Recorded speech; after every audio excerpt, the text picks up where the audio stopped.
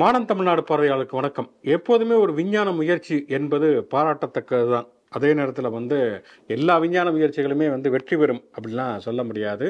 பலமுறை தோல்வியடைந்தான் ஒரு விஞ்ஞான முயற்சி வெற்றி பெறுவது அப்படிங்கிறதே நடக்கும். சில சமயம் ஒரு விஞ்ஞான முயற்சி எடுத்த உடனே வெற்றி பெறுவதற்கான வாய்ப்புகளுமே உண்டு. டெல்லியில் பொறுத்த வரைக்கும் டெல்லியில் காற்று மாசுங்கிறது நமக்கு எல்லாத்துக்குமே தெரியும். அவ்வளோ பொல்யூஷன். இப்போ இறங்குனாலே எல்லாருமே மாஸ்கோட அலைய வேண்டிய ஒரு சூழல். அதனால் நிறைய முயற்சிகள்லாம் பண்ணாங்க. அதாவது 5ஆம் நம்பர் உள்ள வண்டியெல்லாம் திங்கக்கிழமை போகணும், 6ஆம் நம்பர் உள்ள வண்டியெல்லாம் செவ்வாய்க்கிழமை போகணும், அப்படிலாம் பலவிதமான முயற்சிகளை எடுத்த பொழுதும் கூட அங்கே முழுவதுமாக காற்று மாசை குறைக்க முடியவில்லை. அப்படி இருக்கக்கூடிய ஒரு சூழலில் தான் அந்த காற்று மாசை குறைக்கணும்னு சொல்லி ஐஐடி கான்பூர்ல செயற்கை மலையை பொழிவிப்பதற்கான முயற்சிகளில் ஈடுபட்டாங்க. 3.2 கோடி ரூபாய் செலவில் அந்த முயற்சியை அவங்க எடுத்தாலுமே கூட அது தோல்வியில் முடிந்திருக்கிறது அப்படிங்கிறத பார்க்குறோம். உண்மையிலே ஐஐடி கான்பூர் ஒரு முக்கியமான முயற்சி எடுத்திருக்காங்க. ஏன்னா ஐஐடி பொதுவாக ஒன்றிய அரசு எதுக்கு பயன்படுத்துது அப்படின்னு சொன்னால் அயோத்தியில் ராமர் கோயிலோட அந்த ராமர் சிலை ராமநவமி அன்னைக்கு சூரியன் அப்படியே ராமரோட நெத்தியில் போய் விழுகணும். அதுக்காக ஐஐடியிலேருந்து அந்த மாதிரியான ப்ராஜெக்ட்லாம் கொடுத்து வளர்க்கக்கூடிய நேரத்தில் உண்மையிலேயே ஒரு ஆக்கப்பூர்வமான முயற்சியில் அவங்க ஈடுபட்டிருக்காங்க. ஆனாலும் தோல்வியில் முடிஞ்சிருக்கிறாங்க. பரவாயில்ல, 2 தடவை 3 தடவை அவங்க ட்ரை பண்ணிட்டு இந்த ராமர் கோயில் பக்கம்லாம் போகாமல் முழுசாக இந்த மாதிரியான உருப்படியான வேலைகளில் கவனம் செலுத்தினாங்கன்னா அவங்க வெற்றி பெற்றுவாங்க அப்படின்னு சொல்லி நம்புவோம். டெல்லியில் நீண்ட நாள் பிரச்சனை இது. ஆனால் இந்த பிரச்சனைக்கு நடுவில் தான் தீபாவளி அன்னைக்கு வெடி வெடிச்சுக்கலாம், நீங்கள் அது 4 நாள் 5 நாட்கள் வெடிச்சுக்கலாம் அப்படின்ட்டுலாம் கோர்ட்டு அனுமதி கொடுத்துருந்தாங்க. அதை கொண்டாடும் விதமாக எல்லாரும் வெடியை அடிச்சு நோத்தி இப்போ நேற்று விஷுவல்லாம் லைவ்ல ஓடிச்சு. அதாவது மேலே போய் ராணுவ விமானங்கள் அதை தூமினோன்னே மழை வருமானு எல்லா சேனல்களும் லைவ்ல மைக்கோட ரோட்ல நின்றுட்டு இருந்தாங்க. அப்போ இப்போ எந்த கண்ணு கட்டின தூரம் வரைக்கும் எதுவுமே தெரியாமல் வெறும் புகை மூட்டமாக நல்ல பகலில் 2 மணி 3 மணிக்கெல்லாம் அப்படி சுச்சுவேஷன் இருந்துச்சு. நானுமே பார்த்துக்கிட்டே இருந்தேன், சரி மழை எதுவும் வருதா அப்படின்ட்டு கேமரா வானத்துக்கெல்லாம் வச்சு பார்த்துக்கிட்டு இருந்தாங்க. கடைசியில் நீங்கள் சொன்ன மாதிரி அது தோல்வியில் முடிஞ்சிருச்சு. பட் திருப்பியும் அடுத்தடுத்த முயற்சிகளில் மழை வர வைக்கிறதையும் தாண்டி கொஞ்சம் இது மாதிரி வெடி வெடிக்கிறத குறைக்கிறது, சுற்றுச்சூழலை மரங்கள் அதிகமாக வைக்கிறது, புகை வாகனங்களோட இதை குறைக்கிறதுன்னு அவங்க பண்ணிக்கிட்டு தான் இருக்காங்க ஆல்ரெடியே. அதையும் இன்னும் சரி பண்ணி இயற்கையோட அதை மழையை வர வைக்கிறதுக்கான வேலையும் நடக்கணும். இன்னும் நாங்கள் எப்படி ஏர் பொல்யூஷனை குறைக்கணுமோ அது மாதிரி பொலிட்டிக்கல் பொல்யூஷனையும் குறைக்க வேண்டிய ஒரு அவசியம் இருக்குது. ஏன்னா அந்த டெல்லி மாநில அரசுக்கு ஒரு வார்டு கவுன்சிலருக்குள்ள அதிகாரம் கூட அந்த முதலமைச்சர் கிடையாது. அவருடைய துறையில் அவருக்கு கீழே போகிறதுக்கே எந்தவித அதிகாரியும் கிடையாது. அதிகாரிகளை நியமிக்க அதே மாதிரி காவல்துறையோட கட்டுப்பாட்டில் இல்லை. இந்த மாதிரி பல விஷயங்கள் இருக்கிறது. அதையுமே சேர்த்து சரி பண்ண வேண்டிய ஒரு அவசியம் இருக்கிறது. நல்லது நடக்கும் சொல்லி நம்புவோம். சோக்கில் போவோம். இது முச்சந்தி சொல் அனுமதி சுகநாதிவாக. நான் அலெக்ஸ் பாண்டியன்.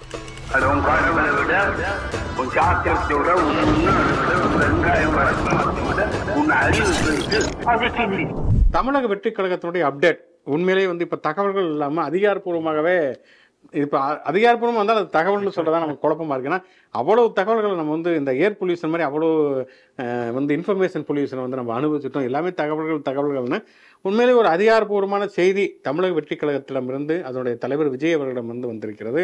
23 பேர் கொண்ட நிர்வாக குழுவை அவர்கள் போட்டிருக்கிறார்கள். சரி, ஓகே, இனிமேலாவது அவங்க உருப்படியாக அந்த கட்சியை நடத்துவாங்க அப்படின்னு பார்க்குறப்பதான் அதுலேயுமே ஒரு சின்ன சந்தேகம் என்ன அப்படின்னு சொன்னால், ஏற்கனவே அந்த கட்சியில் இருக்கக்கூடிய ஒரு பிரச்சனை என்ன அப்படின்னு சொன்னால், தலைமையிலேருந்து தொண்டர்கள் வரைக்கும் அவங்களுக்கு எந்த விதமான அரசியல் அனுபவமே இல்லை. கூட்டம் நடத்துறதுனா எப்படின்னு தெரியல, ஒரு மாநாடு நடத்துறதுனா என்னன்னு தெரியல. அந்த மாதிரி இருக்கக்கூடிய ஒரு சூழலில் தான் ஒரு அரசியல் அனுபவம் வாய்ந்தவர்கள் யாராவது அதை வழிநடத்தினால் சரியானதாக இருக்கும். அது எல்லா கட்சியிலுமே எல்லாருமே சீனியராகவோ அரசியல் அனுபவம் வாய்ந்தவர்களும் இருக்க மாட்டாங்க. ஆனாலும் கூட அரசியல் அனுபவம் வாய்ந்தவர்கள் மாற்று கட்சியில் இருந்தோ அல்லது அரசியலிருந்து ஒதுங்கி இருப்பவர்களை அழைத்து ஆலோசனை கேட்பது இதெல்லாம் வழக்கமாக நடக்கக்கூடிய ஒன்று. அப்படி அவங்க அரசியல் ரீதியாக பார்த்தோம்னு சொன்னால் அங்கே சிடி நிர்மல்குமார் இருக்கார். அவர் ஏடிஎம்கேலேருந்து பிஜேபியில் இருந்து ஏடிஎம்கே போய் அதுக்கப்புறம் தாவேக்கு வந்தார். அவருக்கு எந்த விதமான மக்கள் களம் சார்ந்த அனுபவம் கிடையாது. முழுக்க ஐடி விங்கில் ஃபேக் நியூஸ் பரப்புறது மட்டும் தான் அவர் அங்கே பண்ணிட்டு இருந்தார். இங்கேயும் அதுதான் பண்ணுறதுக்கான வாய்ப்புகள் இருக்குது. ஆதவர்தனா கட்சியில் இருந்ததாக அவர் தான் சொல்லிக்குவாரே தவிர கட்சிக்கு சில பணத்தை செலவழிச்சதை தாண்டி அவருக்குமே எந்த ஃபீல்டு ஒர்க்கும் கிடையாது. புஷியானது பாண்டிச்சேரியில் எம்எல்ஏவாக இருந்ததாக சொல்கிறாங்க. ஒரு எம்எல்ஏ எப்படி இருக்க முடியும், எதுவுமே தெரியாமல் ஒருத்தர் எம்எல்ஏவாக இருக்க முடியும் என்பதற்கான உதாரணமாக இருக்காரே தவிர அதை தாண்டி ஒன்றும் இல்லை. அதை தவிர இப்போ ஒரு ஐஏஎஸ் அதிகாரி ரிட்டையர்ட் ஆகி வந்திருக்கிறாரு. இவங்க யாருக்குமே எந்த விதமான அரசியல் அனுபவம் இல்லை. மாவட்ட செயலாளர் வட்ட செயலர் யாருக்குமே இல்லைங்கிறப்ப இப்போ ஒரு நிர்வாக குழு போகிறாங்கன்னா இனிமேலாவது கட்சியை ஒழுங்காக நடத்துவதற்கு நிர்வாகம் செய்வதற்கு குழு போட்டால் அங்கே ஓரளவுக்காவது அரசியல் அனுபவம் வாய்ந்தவர்களை போடணும். ஆனால் இது பார்த்தோம்னா இங்கிலீஷ்காரன் படத்தில் வடிவேல் ஒரு டீம் போடுவார்லாம், ஹலோ ஆனால் இந்த பக்கம் போனால் கிச்சன் வந்துடும்ல அப்படிங்கிற மாதிரியே தான் எங்கள் பெரியமாவுக்கு ஒரு ஃபோன் போட்டால் போகவே மாட்டேங்குதுன்னு அப்படிங்கிற மாதிரி ஒரு நிர்வாக குழுவை போட்டுக்கிறாரு. எல்லாருமே அங்கே இருக்கக்கூடிய ஆப்ப சாப்பைகள்லாம் சேர்த்து சரி ஓகே ஏதோ ஒன்று பண்ணுங்கன்னு சொல்லி அதில் வந்து என்னென்னா வந்து கட்சிக்காக சரி சென்ற அந்த இது கரூர் மாவட்ட செயலாளர் அதில் இருக்காருங்கிறாங்க. ஒன்றும் பெரிய மொழிப்போர் தியாகி அவர் வந்து கூட்டத்தை ஏற்பாடு பண்ணிட்டு கூட்டத்தில் அசம்பாதம் நடந்ததுன்னா அத்தனை பேரும் எஸ்கேப் ஆயிட்டாங்க. புஷியானது என் மேலே எந்த தப்பும் இல்லை, அந்த மாவட்ட செயலாளத்துக்கு உள்ளே போடுங்கிற அளவுக்கு மனு தாக்கல் பண்ணார். அந்த மாவட்ட செயலாளரை வந்து அன்னை அவங்க வந்து தியாகியாக்கி அவருக்கும் அந்த நிர்வாக குழுவில் வந்து இடம் கொடுத்துருக்குறாங்க. என்னன்னா வந்து இவங்க இந்த நிர்வாக குழுவெல்லாம் போடுறதுல ரைட்டு, முதல்ல நிர்வாக குழுவுக்கு ஒரு ட்ரைனிங் கொடுக்கணும், எப்படி நிர்வாகம் பண்ணணும் அப்படின்னு ட்ரைனிங் கொடுத்துட்டு இந்த மாதிரியான அந்த மூவிங் கூட்டங்கள்லாம் குறைச்சிட்டு ஒரு பொதுக்கூட்டம் நடத்துறது, அதை வந்து கரெக்டாக வந்து முறைப்படி வந்து அதுக்கான விதிமுறைகளோடு அவங்க நடத்துனாங்க அப்படின்னாலே அது சரியானதாக இருக்கும். அந்த மர்மமான கட்சியில் மர்மமான நிர்வாகிகளோட கூட்டம் இன்னைக்கு நடந்திருக்கு நேற்று அறிவிச்ச கையோட. ஆனால் அதுக்குமே வந்து விஜய் வரல. நமக்கு தெரிஞ்ச தகவல் வரைக்குமே வந்து இவங்களா சேர்ந்தா விஜய் வந்து இந்த தான் வந்துட்டு போனாரு. அவர்னா வருஷத்துக்கு 2 தடவை வந்து போனாலே பெரிய விஷயம். அவர் சொல்றீங்க போல இருக்க. அவர் இல்லாம தான் அந்த கூட்டம் நடந்திருக்கு. எதுக்காக அந்த கூட்டம் என்னெல்லாம் தெரியல. பட் ஆனால் வந்து எல்லா நிர்வாகிகளும் வரதுக்கெல்லாம் வெளியில வாசல்ல மீடியாவுக்கு அலோவ் பண்ணிட்டாங்க. அவங்க வந்து டோட்டலா அந்த கரூர் சம்பவத்துல இருந்து வெளியில வந்து ஆதவ விருஜனாலாம் வந்து புது சட்டை புது பேண்டோட அவ்வளவு சிரிச்ச முகத்தோட எல்லாத்துக்கும் டாட்டா காட்டிக்கிட்டு அந்த குழுவுக்குள்ள போனாரு. அப்புறம் பேட்டிகள் கொடுக்கவும் இன்னைக்கெல்லாம் ஆரம்பிச்சிட்டாங்க. அருண்ராஜா முன்னாள் அதிகாரி ஐஆர்எஸ் அதிகாரி அவர் பேட்டி கொடுத்துருக்காரு. சிடிஆர் நிர்மல்குமார் பேட்டி கொடுத்துருக்காரு.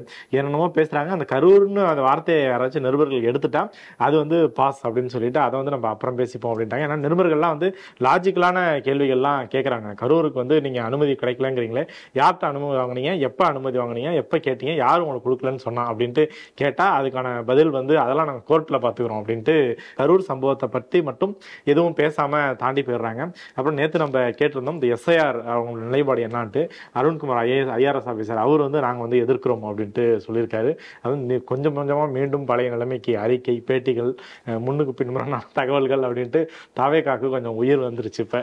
ஆனால் உண்மையிலே என்னன்னா அந்த விஜய் வந்து காலில் வந்து கதறி எழுதாருங்கிறது உண்மைதான் போல இருக்கு. ஏன்னா அந்த உள்ளே போயிட்டு வந்தவங்களுமே நிறைய நேர்காணல்கள் கொடுக்குறாங்க. அதில் வந்து அவர் வந்து ரொம்ப வருத்தப்பட்டார், காலில் விழுந்தார் அப்படின்னு தகவல்கள். எனக்கு அதில் உண்மையிலே ரொம்ப ஆச்சரியமாகவும் அதிர்ச்சியாகவும் இன்னும் சொல்லப்போனால் பரிதாபமாக இருந்த ஒரு விஷயம் என்னென்னா, ஒரு அம்மா ஒரு வயசான அம்மா வந்து பேட்டி கொடுக்குறப்ப என்ன சொல்கிறாங்கன்னா, விஜய் எங்களை வந்து நிறைய செலவு பண்ணி ஊரில் இருந்து சென்னை கூட்டிகிட்டு வந்திருக்காரு, பாவங்க அவர் அப்படிங்கிறாங்க. உண்மையிலே எனக்கு உண்மையிலே அந்த மக்களுடைய அப்பாவித்தனத்தை நினைத்து பார்க்குறப்ப பரிதாபமாக இருக்குது. இதுதான் நம்முடைய மக்கள். விஜயிடம் இருக்கக்கூடிய ஒரு பணத்துக்கு இதெல்லாம் ஒரு செலவே கிடையாது. ஆனாலும் அந்த அப்பாவி மக்கள் வந்து அங்கேருந்து கரூர்லேருந்து சென்னைக்கு கூட்டிகிட்டு வராரு, அதுவும் சொந்த காசை போட்டு இவ்வளோ காசு செலவு பண்ணி கூட்டிகிட்டு வராரு அப்படின்னு நினைக்கக்கூடிய அளவுக்கு தான் அவர்கள் அப்பாவித்தனமாக இருக்கிறார்கள். அவருடைய அப்பாவித்தனம் தான் வந்து விஜயினுடைய தமிழக வெற்றி கழகத்திற்கான முதலீடாகவும் இருக்கிறது அப்படிங்கிறது தான் ரொம்ப அவலமான நிலைமை அப்படின்னே சொல்லலாம். இன்னைக்கு தமிழ்நாடுடைய முதலமைச்சர் மு.க. ஸ்டாலின் அவர்கள் தென்காசியில் இருக்கார். தென்காசியில் பல திட்டங்களை வந்து தொடங்கி வைக்கிறாரு.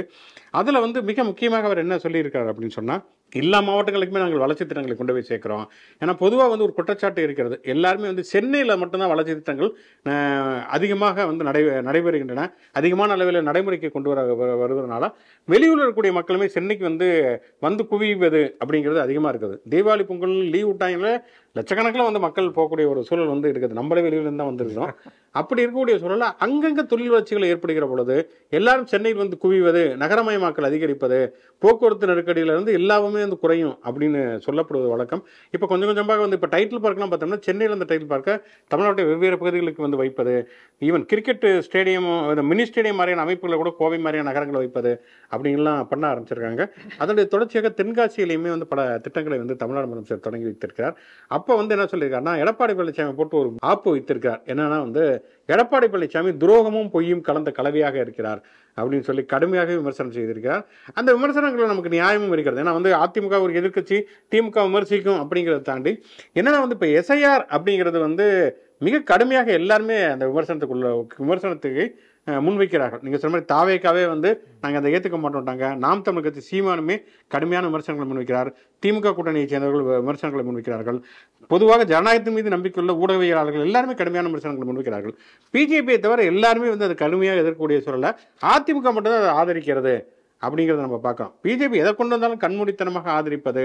ஏன்னா இப்போ நம்ம ஏற்கனவே சொன்னது மாதிரி டி நகரில் பார்த்தோம்னா, டி நகரில் வந்து வாக்காளர்கள் நீக்கிட்டாங்கன்னு சொல்லிட்டு டி நகர் எம்எல்ஏ வந்து ஒரு கேஸ் போகிறாரு. இன்னொரு பக்கம் பார்த்தோன்னா தேர்தல் ஆணையம் செய்கிறது சரிதான் சொல்லிட்டு இவங்க ஒரு நிலைப்பாடு எடுக்கிறாங்க. இந்த முரண்பாடு பற்றி நம்ம ஏற்கனவே வந்து கேள்விகளை எழுப்பியிருந்தோம்.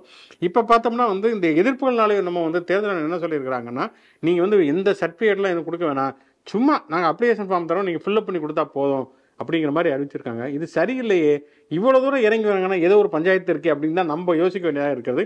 ஏன்னா தேர்தல் ஆணையம் அவ்வளோ தூரம் குறுக்கு வழிகளை நாடிக்கொண்டிருக்கிறது அப்படிங்கிறத நமக்கு ஏகப்பட்ட சந்தேகங்கள் வருகிறது. அந்த எஸ்ஐஆருக்கு எதிராகவே தமிழ்நாடு உட்பட 12 மாநிலங்கள்ல அறிவிச்சதுக்கு எதிராக வந்து கோர்ட்டுக்கு போய் ஸ்டே ஆர்டர் வாங்குறதுக்கும் காங்கிரஸ் வந்து முயற்சி செஞ்சுட்டு இருக்குதா நேற்று வந்து அதோட செய்தி தொடர்பாளர்கள்லாம் பேட்டி கொடுத்துருந்தாங்க. நம்ம நேற்று சொன்னதுதான், இந்த பீகார்ல வந்து நீங்க பண்ணது ஒட்டுமொத்தமா ஃபெயிலியர். எதிர்கட்சிகள் கேட்ட எந்த கேள்விகளுக்குமே வந்து பதில் சொல்லலை, கோர்ட்டு கேட்ட கேள்விகளுக்குமே பதில் சொல்லலை.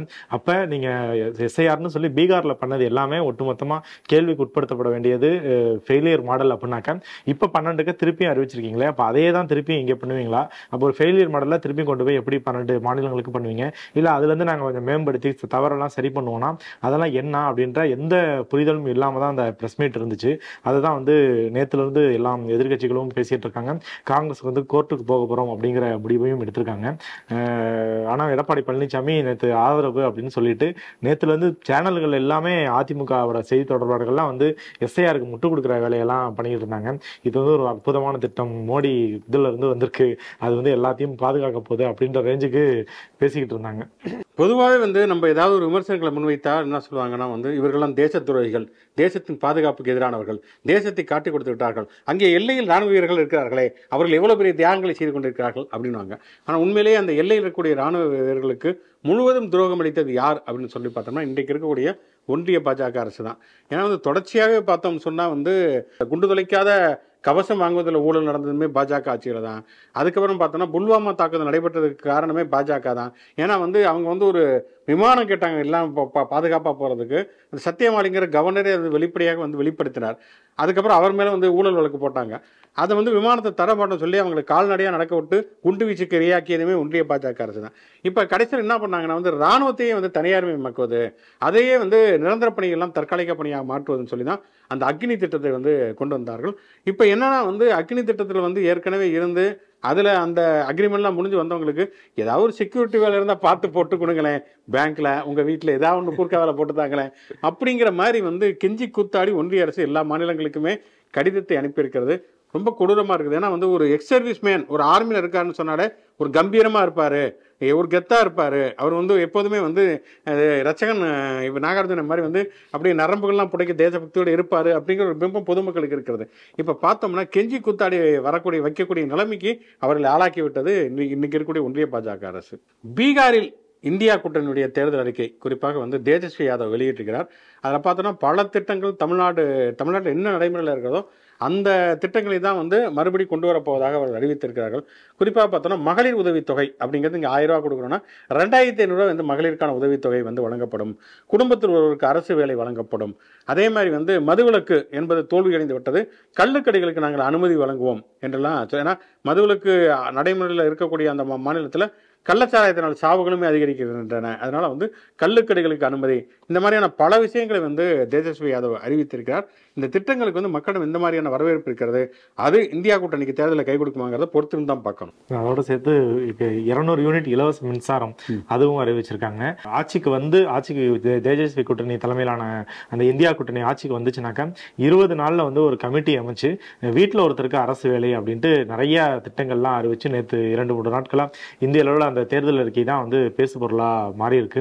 அதே நேரத்தில் தேஜஸ்வி யாதவ் வந்து தேர்தல் அறிக்கையில என்னெல்லாம் செய்வோம் அப்படின்ட்டு ஒரு அறிக்கை வெளியிட்ட மாதிரியே நேற்று ராகுல் காந்தி வந்து பீகார் கடந்த 20 ஆண்டுகளா வந்து நிதிஷ்குமார் அவரோட தலைமையில் நடந்த ஆட்சியை வந்து எந்த அளவுக்கு மாநிலத்தை வந்து குட்டிச்சவராக்கி இருக்கு அப்படின்ட்டு ஒரு பெரிய பட்டியல், ஒரு துறை வாரியா சுகாதாரம், கல்வி, வேலைவாய்ப்பு, பொருளாதாரம் போட்டு எல்லாத்துலயுமே வந்து ரேங்க்ல வந்து இந்திய அளவில் வந்து பீகார் எவ்வளவு பின்னணியில இருக்கு, இதுதான் வந்து நிதிஷ்குமார் பாஜக தலைமையிலான கூட்டணியோட சாதனை அப்படின்ட்டு சொல்லியிருந்தாரு. கூடிய சீக்கிரமே பீகாருக்கும் தேர்தல் பிரச்சாரத்துக்கும் ராகுல் காந்தி, பிரியங்கா காந்தி எல்லாம் போக போறாங்க. தூள் படத்துல விவேக் மயில்சாமியோட காமெடி வரும். அப்ப விவேக் சொல்லுவாரு, நீ என்ன போய் சொல்லியிருந்தாலும் கூட நான் நம்பியிருப்பேன்டா, ஆனா சந்திரபாபு நாயுடு வந்து திருப்பதியில் லட்டுக்கு பதிலாக ஜாங்கிரி போட்டான்னு சொல்றதை மட்டும் நான் நம்ப மாட்டேன் அப்படின்னு சொல்லுவாரு. ஆனா உண்மையிலே வந்து திருப்பதியில் என்ன வேண்டுமானாலும் நடக்கலாம் அப்படிங்கிற மாதிரி தான் மோசடிகள் ஒவ்வொன்றாக வந்து கொண்டு இருக்கின்றது அப்படிங்கிறத பார்க்குறோம். ஏற்கனவே பார்த்தோம்னா அந்த மாட்டு கொழுப்பு வந்து அதில் வந்து கலக்கப்பட்டது லட்டுல அப்படிங்கிற மாதிரியான தகவல்கள்லாம் வந்தது. அது மிகப்பெரிய சர்ச்சைக்குள்ளாச்சு. திருப்பதியில் மட்டும் இல்லை, ஈவன் சபரிமலை கோயிலில் வந்து அந்த தங்க கவசமாக இருக்கட்டும், திருவனந்தபுரம் கோயிலாக இருக்கட்டும், எல்லா இடங்களிலும் இந்த மாதிரியான சர்ச்சைகள் இருப்பதை பார்க்குறோம். இப்போ அடுத்த சர்ச்சை ஒன்று என்னன்னா, இப்போ விஐபிகள்லாம் வருவாங்கன்னு சொன்னால் அவங்களுக்கு சால்வை வாங்கி போடுவாங்க. அந்த சால்வையில் மோசடி செய்ததாக வந்திருக்குது. 30 ரூபா சால்வையை 120 ரூபான்னு கணக்கில் இருக்காங்க அப்படின்னு சொல்லி கோவிந்தா கோவிந்தா அப்படின்னு சொல்லுவாங்க இல்லையா. வந்து அந்த மாதிரி வந்து திருப்பதிக்கு அல்வாவா, இது திருநெல்வேலிக்கு அல்வாவா, திருப்பதிக்கே லட்டு அப்படிங்கிற மாதிரி உண்மையிலே திருப்பதிக்கே வந்து லட்டு அல்வா ரெண்டையுமே சேர்த்து கொடுக்கக்கூடிய நிலைமையில தான் அங்கே இருக்கக்கூடிய நிர்வாகம் இருக்கிறது அப்படின்னு சொல்லி தெரிய வருகிறது. இன்னும் வந்து எத்தனை கோயிலில் எத்தனை புத்துல என்னென்ன பாம்புகள் இருக்குதோ என்னமே தெரியல நமக்கு. கொஞ்ச நாளுக்கு முன்னாடி தான் வந்து திருப்பதியில், அதே திருப்பதியில் வந்து உண்டியலில் வந்து பல கோயில்களையுமே வந்து டாலர் வெளிநாடுகள்ல இருந்து வர பயணிகள், இந்திய பக்தர்கள்லாம் வந்து அவங்க இந்த நாட்டோட பணத்தெல்லாம் போடுவாங்க. டாலர் எந்தெந்த ஊர்ல இருந்து வராங்களோ அதை போடுவாங்க. அதை வந்து கணக்கில் எடுத்து அதையும் மாத்திர வேலைகள்லாம் எல்லாம் கோயிலையும் நடக்கும். அதுல இருந்து குறிப்பிட்ட அந்த டாலரை மட்டும் ஒரு அதிகாரி வந்து ஆட்டையை போட்டுக்கிட்டு இருக்காரு அப்படிங்கிறத நீண்ட நாள் கழிச்சு கண்டுபிடிச்சு அவர் மேல வழக்கெல்லாம் பதிவு செஞ்சு அது வந்து உயர்மட்ட விசாரணை, எவ்வளவு நாளா அந்த டாலர் திருடி இருக்காரு, எவ்வளவு திருடி இருக்காரு அப்படின்ற பஞ்சாயத்து 2-3 நாட்கள் போயிட்டு இருந்துச்சு. அதுவே ஒரு முடிவு கிடைக்காதனால அடுத்தது சால்வை பஞ்சாயத்து வந்திருக்கு. ஓகே, கடைசியாக ஒரு விளையாட்டு செய்தி. நேற்று தான் பேசிக்கிட்டு இருந்தோம். அந்த ஆந்திராவில் வந்து சீனிவாச ரெட்டி அப்படிங்கிறவர் 2000 சீனிவாசனை கூப்பிட்டு வச்சு ஒரு கூட்டத்தை கூட்டினாருன்னா, பேசியெல்லாம் முடிச்சதுக்கு பிறகு சூட்டில் முடிஞ்சவர்கள் நாங்கள் பேசிக்கிட்டோம். சரி, இவ்வளோ சீனிவாசனை கூப்பிட்டாங்களே, எங்கள் ஊர் திண்டுக்கல் சீனிவாசனை ஏன் அவங்க கூப்பிடலன்னு. ஆனால் அவங்க கூப்பிடாம இருந்தது நல்லது அப்படிங்கிறது வந்து இப்போ வந்து தெரிய ஆரம்பித்திருக்கிறது. நேற்று வந்து நயினா நாகேந்திரனுடைய அந்த தமிழ்நாடு தலைநகர் தமிழனின் பயணம் அப்படி ஒன்று நடக்குதுங்கிறது யாருக்குமே தெரியலன்னு சொல்லியிருந்தோம். இப்போ தெரிய வைக்கக்கூடிய மிகப்பெரிய திருப்பணியை வந்து திண்டுக்கல் சீனிவாசன் செஞ்சிருக்காரு. அவர் போற போக்கில் பேசுறப்ப சொல்றாரு, பிரதமர் நரேந்திர மோடிஜி 3 முறை ஊபியில வந்து முதலமைச்சராக இருந்தார் அப்படின்னு இருக்காரு. நயினா நாகேந்திரன் வந்து அவர் தோல் தட்டு எதுவும் சொல்ல நினைக்கிறாரு. சரி வேணாம், இவர் எப்பவுமே இப்படிதான் அப்படிங்கிற மாதிரியே விட்டுட்டாரு. 3 முறை முதலமைச்சராக உத்தரப்பிரதேசத்தில் இருந்தார்கள். 3 முறை, இன்றைக்கு 3வது முறையாக நம்மை ஆண்டு கொண்டிருக்கிற அற்புத தலைவர் நரேந்திர மோடிஜி அவர்கள். அதுக்கப்புறம் என்னன்னா, அமித்ஷா இந்த கட்சியை தொடங்கிய பொழுது அண்ணாமலை எல்முருகன் கூட அவர் சொல்ல தெரியல, இவர் தான் கூப்பிட்டு எல்முருகன் அப்படிலாம் சொல்றாரு. வந்து ஆக மொத்தம் என்னன்னா வந்து திண்டுக்கல் சீனிவாசனோட எந்த கட்சி கூட்டணி வச்சாலுமே அவங்க கொஞ்சம் ஜாக்கிரதையா இருக்க வேண்டியது. ஏன்னா ஏற்கனவே பாட்டாளி மக்கள் கட்சிக்கு மாம்பழம் சின்னத்துக்கு பதில் ஆப்பிள் சின்னத்துக்கு ஒரு ஓட்டு கேட்டாரு அப்படிங்கிறது நமக்கு தெரியும். சமயத்தில் வந்து திமுக மு.க. ஸ்டாலினுக்கு ஓட்டு போடுங்க, மு.க. ஸ்டாலின் நல்லாட்சி தொடர வேண்டும் அப்படிலாம் அவர் பேசியிருக்காரு. ஆனா என்னன்னா வந்து அவர் வந்து இந்த ஃப்ராடியன் ஸ்கிரிப்ட் மாதிரி உண்மையை தன்னை அறியாமே அவர் சொல்லிடுவார். அம்மா வந்து இட்லி சாப்பிட்டாங்க, சட்னி சாப்பிட்டாங்கன்னு சொன்னது அத்தனையுமே பொய்யே அப்படின்னு ஏற்கனவே சொன்னார். அந்த மாதிரியான பல காமெடிகளை செய்வார். உண்மையிலேயே இந்த விளையாட்டு செய்திகளில் ஆளுநர் ஆர்.என். ரவி, அண்ணாமலை, சீமான் அவர்களோட வந்து தொடர்ச்சியாக இடம்பெறுவதற்கு முழு தகுதி அவருக்கு உண்டு. ஆனால் என்னன்னா அப்பப்பதான் இந்த காமெடியை பண்றாரு. அவருக்கான வாய்ப்புகள் ரொம்ப குறைவா இருக்குது. அந்த வாய்ப்புகளை கொஞ்சம் அதிகரித்து தரணும்னு சொல்லி எடப்பாடி பழனிசாமி அவர்களுக்கு வேண்டுகோள் விடுக்கிறோம். தொடர்ந்து இது மாதிரியான செய்திகளை பேசுவதற்கும் விவாதிப்பதற்கும் மாடர்ன் தமிழ்நாடு யூடியூப் சேனலுக்கு தொடர்ந்து தொடர்புகள். முச்சன் ஷோ லைக் பண்ணுங்க, கமெண்ட் பண்ணுங்க. மாடர்ன் தமிழ்நாடு சேனலுக்கு சப்ஸ்கிரைப் பண்ணுங்க. யூடியூப் மாதிரியே மற்ற சமூக இணையதளங்களையும் நமக்கான பேஜஸ் இருக்கு, அங்கேயும் லைக் பண்ணி ஷேர் பண்ணி உங்களோட ஆதரவை தொடர்ந்து கொடுங்க. மீண்டும் நிகழ்ச்சி சந்திப்போம். நன்றி.